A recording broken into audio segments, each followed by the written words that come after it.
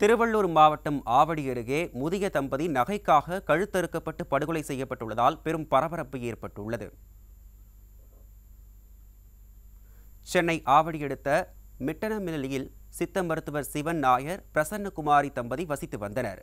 25 ஆண்டுகளாக அப்பகுதியில் வசித்து வந்த இருவரும் ஞாயிற்றுக்கிழமை இரவு கழுத்தை அறுத்து கொடூரமாக கொலை செய்யப்பட்டு கிடந்தனர்.